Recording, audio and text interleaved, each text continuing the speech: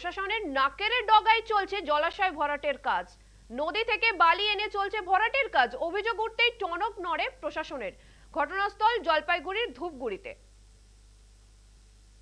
সরকারি জমি কোনোভাবেই দখল করা যাবে না।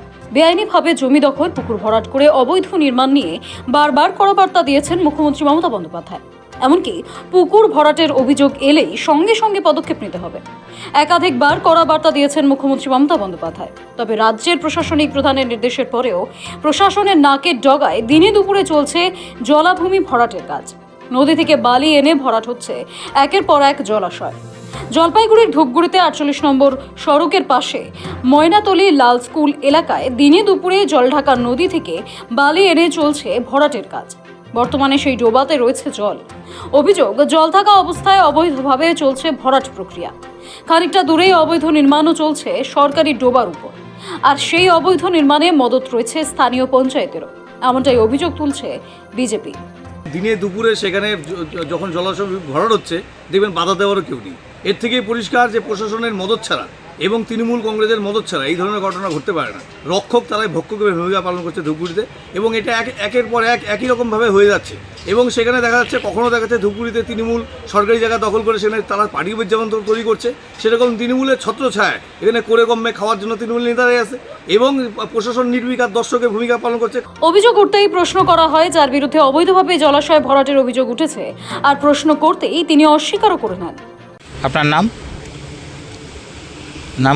হ্যাঁ বলছি যে আপনার একদম বাড়ির সামনে যেটার মধ্যে জল রয়েছে সেই ডবাটা আপনি ভরাট করছেন, সরকারি জায়গা। জল তো নাই, জল নেই ওর মধ্যে? না না।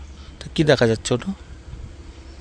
ছবিতে দেখা বাচ্চা থাকে তো বাড়িতে, বাচ্চা কাচ্চা পড়েছে, ছোট বাচ্চা আছে। তো বাড়ির সামনে সীমানা প্রাচীর না দিয়ে কেন ডোবা ভরাট করছেন? ওটা কি আপনার জায়গা না সরকারি?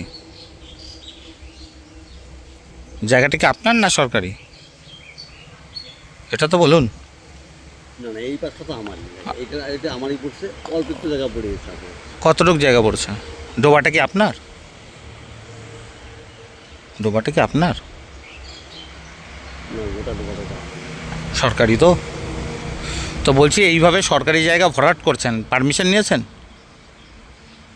পুলিশ, বিএলআরও কারো পারমিশন নিয়েছেন? অল্প একটু জায়গা, এখন বাচ্চা কাচ্চা অসুবিধা তো নেই।